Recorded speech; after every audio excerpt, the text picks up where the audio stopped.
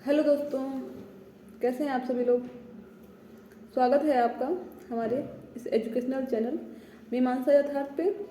मैं गरिमा एक बार फिर उपस्थित हूँ आप सभी के लिए लेके क्लास 6 की जियोग्राफी की एनसीईआरटी, जिसमें आज हम लोग बात करने वाले हैं इसके चैप्टर 8 की, जिसका नाम है भारत, जलवायु, वनस्पति एवं वन्य प्राणी।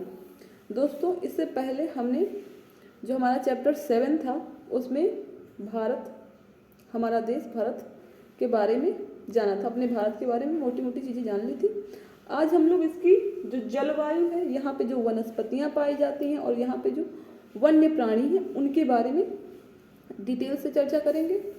तो आइए शुरू करते हैं अपने इस चैप्टर को।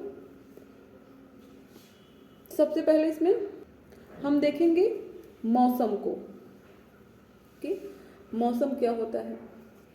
जो हम लोग उसमें न्यूज़पेपर में पढ़ते हैं, समाचार पत्रों में पढ़ते हैं, टेलीविज़न में देखते हैं, उसमें जो मौसम की हाल दिखाता है कि मौसमी घटनाएं जो होती रहती हैं, आज मौसम ऐसा है, आज मौसम वैसा है, इस टाइप की बातें होती रहती हैं। तो मौसम क्या है। अगर हम बात करें मौसम की, तो दिन प्रतिदिन जो हमारे वायुमंडल में रोज दिन प्रतिदिन होने वाली घटनाएं हैं, जो परिवर्तन है, जिसको हम क्या कह सकते हैं, वायुमंडल में होने वाला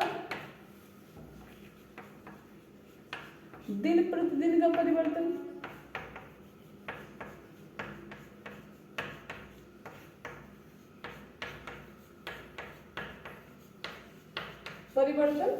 मौसम है। कहते हैं ना, मौसम की तरह तुम भी बदल तो न जाओगे। तो जो मौसम है बदलता रहता है, इसीलिए ऐसी बातें कही गई हैं, क्योंकि मौसम बहुत जल्दी बदलता है। इसमें तापमान बढ़ जाना, गर्मी बढ़ जाना, अचानक से मौसम ठंडा हो जाना, हवाएं चलने लगना और वर्षा होना, ये सारी चीज़ें इसी मौसम का ही हिस्सा है, मौसम में ही शामिल हैं। जैसे कभी अत्यधिक ठंडी, कभी गर्मी, है ना, कभी आसमान में बादल तो कभी बारिश होने लगती है। ठंडी है तो ऊनी वस्त्र पहनने पड़ते हैं, गर्मी है तो सूती वस्त्र पहनते हैं। अब हम बात करें कि हमारे देश भारत में मौसम कितने हैं। तो भारत में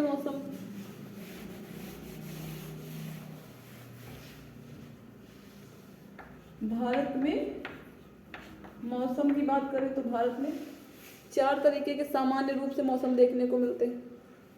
एक तो हमारा मौसम को ऋतु भी कहते हैं ना, ऋतु, तो हम इसको ऋतुएं भी कह सकते हैं।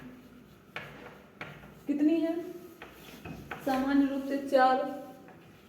शीत ऋतु यानी सर्दी का मौसम कब से कब तक होता है, तो ये दिसंबर से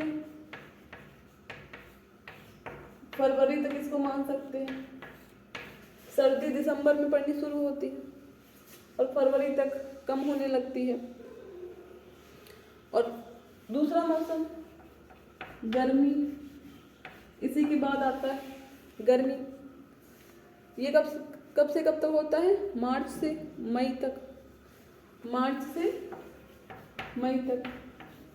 फरवरी के बाद जैसे ठंडी थोड़ा कम होने लगती है, गर्मी बढ़ने लगती है, तो मार्च से मई तक गर्मी अपने चरम पर होती है। उसके बाद मौसम आता है वर्षा का। वर्षा कब से कब तक, जून में ही मानसून आता है, तो जून से सितंबर तक इसको दक्षिण पश्चिम मानसून का मौसम कहते हैं, दक्षिण पश्चिम मानसून। और फिर उसके बाद आता है शरद ऋतु। शरद ऋतु आती है, जो कि होती है अक्टूबर से नवंबर तक।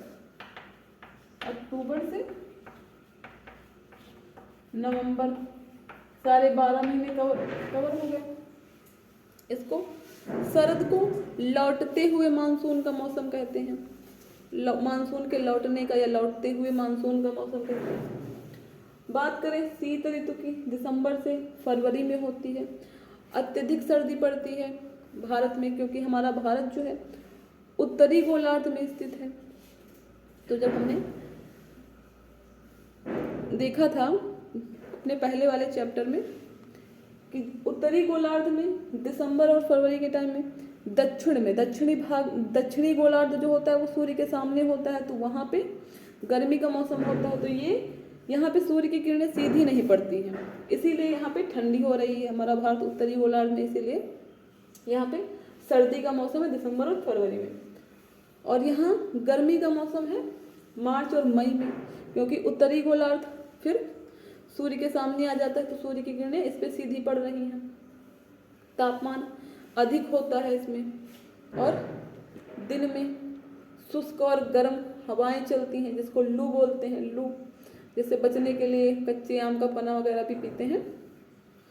फिर बात करें वर्षा का मौसम जून से सितंबर, इसको दक्षिण पश्चिम मानसून का मौसम कहते हैं। मानसून का मौसम दक्षिण पश्चिम, तो इसका इस समय जब मानसून आता है तो अरब सागर से और बंगाल की खाड़ी से कि हवाएं जो हैं वो स्थल की ओर चलती हैं, यानी कि जल से वो स्थल की ओर चलती हैं। और जो ये हवाएं होती हैं ये अपने साथ नमी लाती हैं, और जब ये पर्वतों से टकराती हैं तो वर्षा करती हैं, बारिश होती है। ठीक है। शरद ऋतु अक्टूबर और नवंबर की बात करें तो इस लौटते हुए मानसून का मौसम इसे क्यों कहते हैं, क्योंकि जो हवाएं होती हैं वो स्थल से जल की ओर वापस लौटने लगती हैं। बंगाल की खाड़ी की तरफ, मतलब जहाँ से आई थी हवाएं उधर लौटने लगती हैं। तो इस लौटते हुए मौसम में जो भारत के दक्षिणी क्षेत्र जिसमें तमिलनाडु, आंध्र प्रदेश में वर्षा होती है, तो ये क्वेश्चन भी आ जाता है परीक्षा में कि लौटते हुए मानसून में वर्षा कहाँ पे होती है, तो आंध्र प्रदेश और तमिलनाडु में होती है। तो ये बात थी मौसम की। अब हम बात कर लेते हैं जलवायु की, कि जलवायु क्या होती है। तो जो जलवायु है वो किसी स्थान पे अनेक वर्षों में मापी गई मौसम की औसत दशा होती है, यानी कि किसी स्थान पर मौसम की मापी गई औसत दशा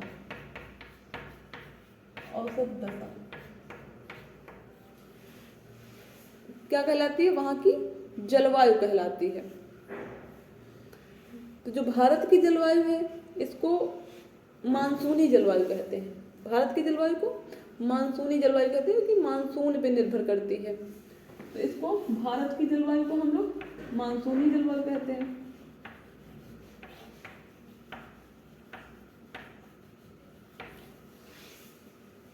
जो ये मानसून शब्द है, मानसून, ये अरबी भाषा के मानसून शब्द अरबी के मौसम से बना हुआ है। मौसम, जिसका अर्थ होता है मौसम।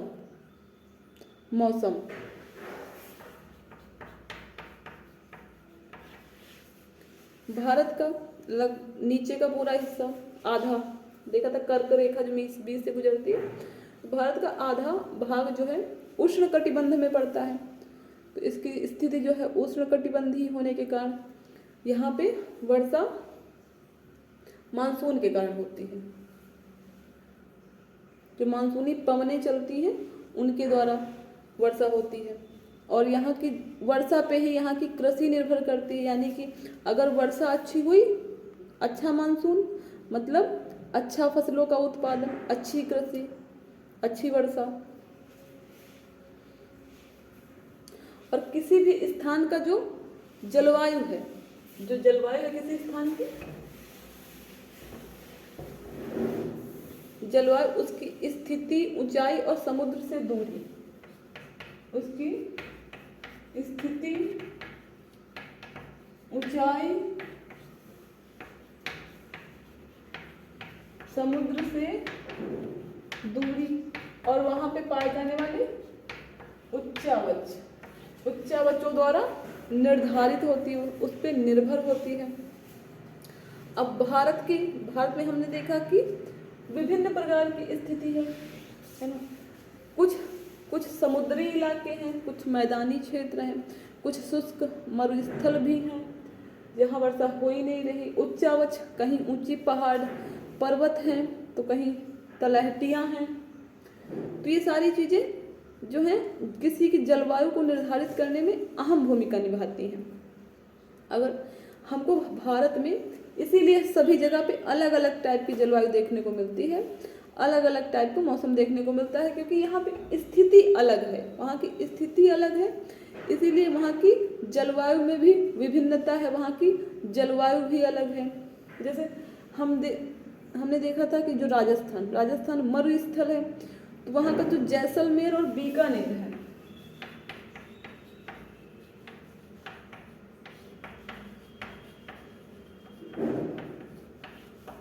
ये सबसे ज़्यादा गर्म स्थान है और यहाँ किसी वर्ष वर्षा होती ही नहीं है, बिल्कुल वर्षा नहीं होती है। और जबकि जो लद्दाख, वर्तमान समय में लद्दाख का द्रास है, द्रास और कारगिल ये सबसे ठंडे स्थान है। यहाँ बहुत बर्फ पड़ती है, हमेशा बर्फीली ठंड पड़ती है, बर्फ जमा रहती है, सबसे ठंडे स्थान है ये। और यहाँ के जो तटीय क्षेत्र हैं, जो तट वाले इलाके यानी कि जो समुद्र से सटे हुए हैं, वहाँ पे मौसम मध्यम रहता है, यानी कि ना तो ज़्यादा ठंडी पड़ती है और ना ही ज़्यादा गर्मी पड़ती है।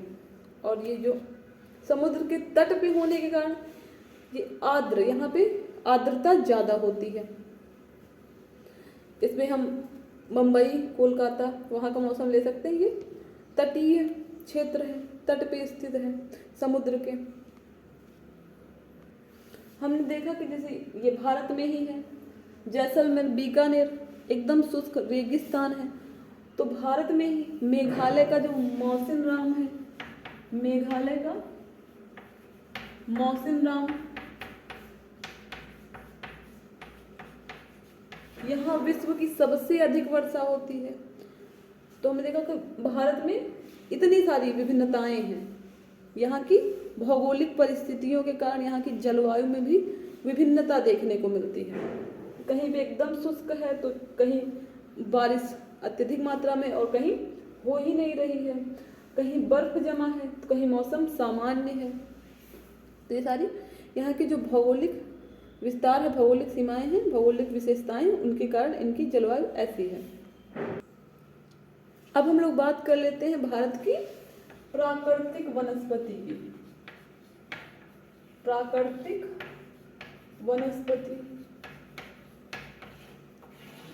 प्राकृतिक वनस्पति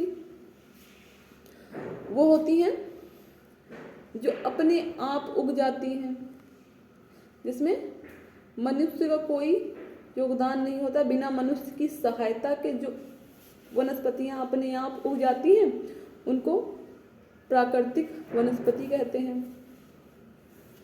और हम अपने चारों ओर देखते हैं तो कहीं हमको हरे भरे घास के मैदान दिखाई पड़ते हैं, कहीं बड़े बड़े पेड़ दिखाई पड़ते हैं, तो कहीं कटीली झाड़ियाँ,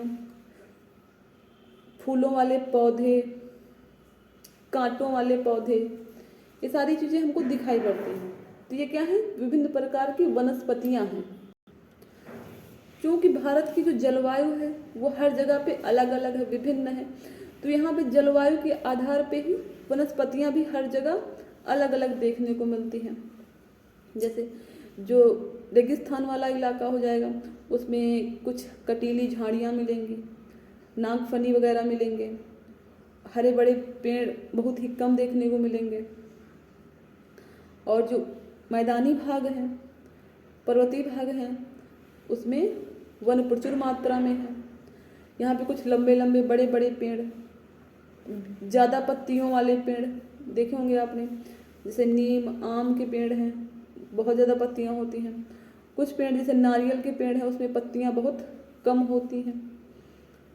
तो ये सारी ही जो वनस्पतियाँ हैं, वहाँ की वर्षा कितनी हो रही है, वहाँ की जलवायु कैसी है, उस पर ये निर्भर करती हैं। और अलग अलग जलवायु की, अलग अलग जगह की अलग अलग वनस्पतियाँ हैं। और जो ये वन है, ये वन हमारे लिए बहुत ही लाभदायक है। पेड़ पौधे कहते हैं वृक्ष लगाओ देश बचाओ, क्योंकि जो पेड़ है वो ऑक्सीजन छोड़ते हैं। मनुष्य को जीवित रहने के लिए क्या चाहिए? ऑक्सीजन चाहिए, तो हमें पेड़ों से मिलती है। पेड़ कार्बन डाइऑक्साइड को अवशोषित करते हैं, ग्रहण करते हैं।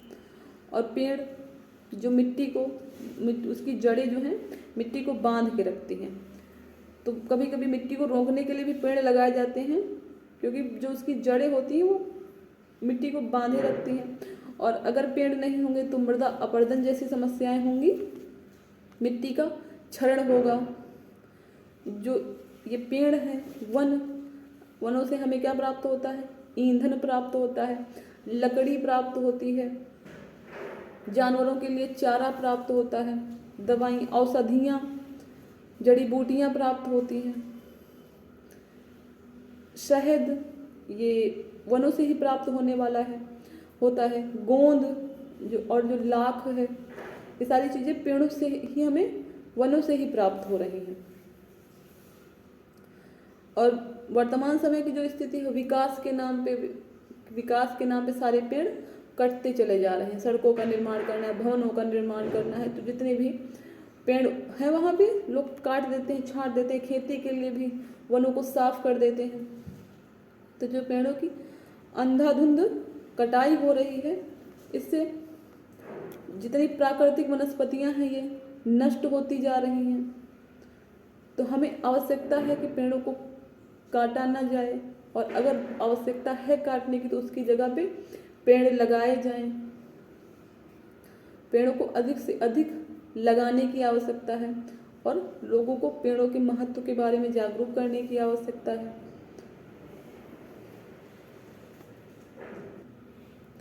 पेड़ों से ही हमें इतनी अमूल्य वस्तुएं प्राप्त हो रही हैं, तो वो सारी चीज़ें प्राप्त होती रहें, इसके लिए आवश्यक है कि अधिक से अधिक पेड़ लगाए जाएं। अब हम लोग बात कर लेते हैं वन्य प्राणी की। वन्य प्राणी,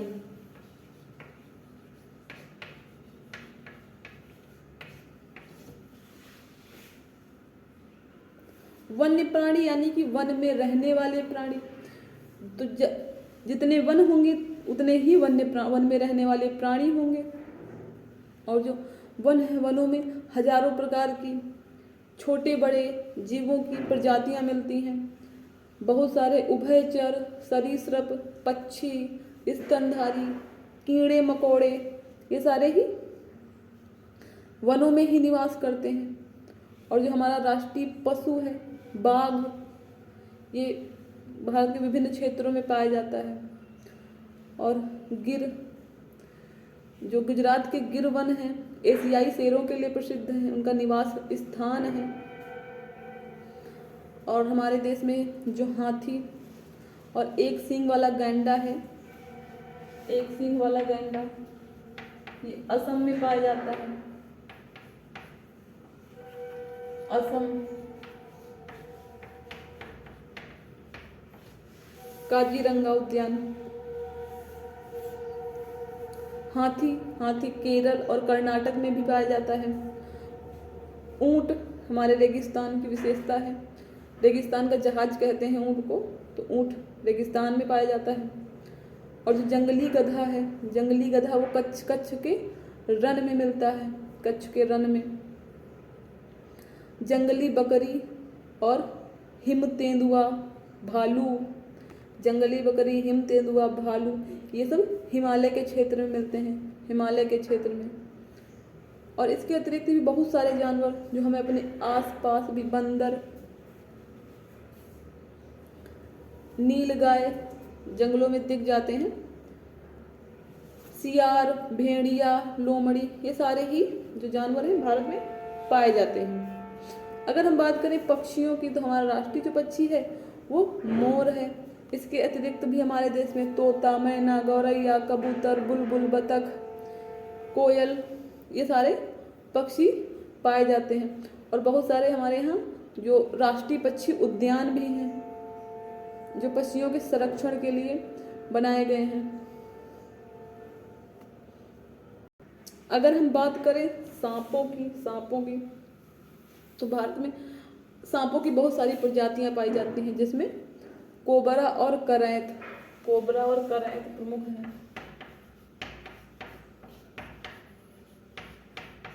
इसके अतिरिक्त भी बहुत सारी प्रजातियां भारत में सांपों की पाई जाती हैं। तो हमने देखा कि जो वन्य प्राणी है, ये वन है तो वन्य प्राणी भी हैं। वन जो हैं बहुत सारी प्राकृतिक वनस्पतियों के संरक्षक हैं। इसके अतिरिक्त ये जो वन्य जीव हैं उनके भी संरक्षक हैं, क्योंकि इनका जीवों का अस्तित्व वनों पे ही है। वन कट रहे हैं, इसीलिए जो इनकी वन्य जीवों की जो प्रजातियां हैं वो भी नष्ट होती जा रही हैं।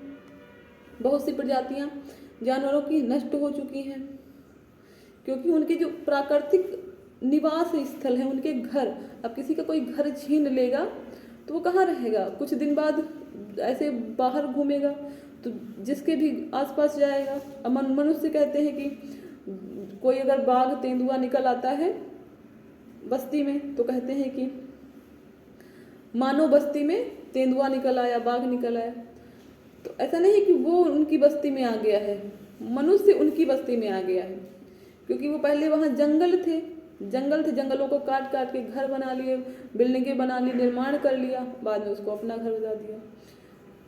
तो वनों का संरक्षण भी जरूरी है इन वन्य जीवों के लिए, क्योंकि प्रकृति में संतुलन बनाने के लिए ही सारी प्रजातियां हैं, जीव हैं, वनस्पतियां हैं, इनसे संतुलन स्थापित होता है। अगर ये विविधता खत्म हो जाएगी, ये सारी प्रजातियां खत्म हो जाएंगी तो प्रकृति का संतुलन बिगड़ जाएगा। तो उसके लिए आवश्यक है कि इनके बीच में संतुलन बनाया जाए। इसके लिए इनका संरक्षण आवश्यक है, पेड़ों को लगाना जरूरी है।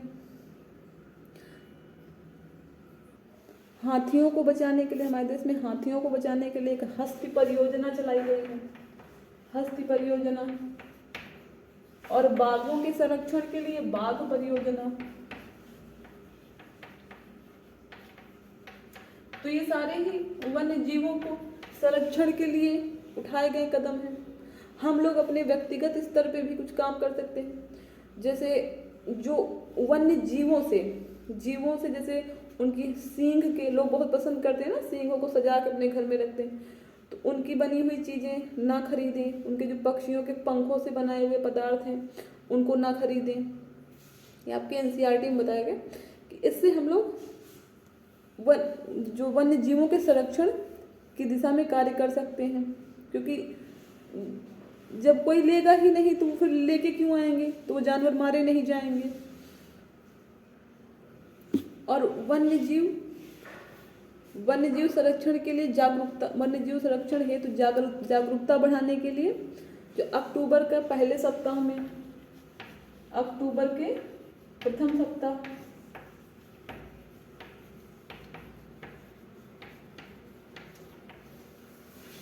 वन्य जीव सप्ताह के रूप में मनाते हैं। तो ये वन्य जीवों के संरक्षण के लिए सप्ताह मनाया जाना शुरू किया गया है। और बहुत सारे पक्षी हमारे देश में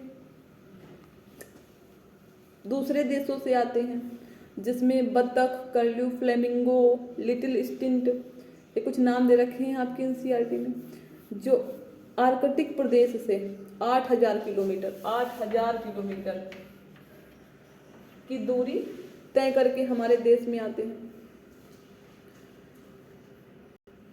तो इन पक्षियों को प्रवासी पक्षी कहते हैं। अब ये प्रवासी पक्षी क्यों आते हैं? क्योंकि हमारे देश की जलवायु उस समय उनके अनुकूल होती है, लेकिन अगर ये जलवायु में परिवर्तन आ जाएगा तो वो पक्षी भी यहाँ नहीं आ पाएंगे। तो हमारी जो सुंदरता है प्रवासी पक्षियों की और जो यहाँ की विविधता है वो भी समाप्त हो जाएगी। इसीलिए पर्यावरण का संरक्षण करना आवश्यक है, चाहे फिर वो वन हो या वन्य जीव। वनों पर ही वन्य जीवों का अस्तित्व निर्भर करता है, इसीलिए वन को बचाना है, वन को लगाना है। तो ये था दोस्तों हमारा 8वां अध्याय, भारत, जलवायु, वनस्पति एवं वन्य प्राणी। दोस्तों ये हमारा जो हमारी 6वीं क्लास की एनसीईआरटी का अंतिम अध्याय था, जो कि यहीं पे इसी के साथ हमारी जो 6ठी क्लास की एनसीईआरटी समाप्त होती है। अब हम लोग इसके बाद अपनी 7th क्लास की ज्योग्राफी की एनसीईआरटी शुरू करेंगे। तो आपको हमारा ये वीडियो कैसा लगा कमेंट करके ज़रूर बताइएगा। अगर आपको ये वीडियोस पसंद आ रहे हैं तो आप इनको लाइक करिए और अपने मित्रों के साथ शेयर करिए जिनको भी इनकी ज़रूरत है। और हमारे ऐसे ही ज्ञानवर्धक वीडियो देखते रहने के लिए, हमारे साथ जुड़े रहने के लिए हमारे चैनल को सब्सक्राइब करिए। मिलते हैं अपने अगले वीडियो में, तब तक के लिए नमस्कार।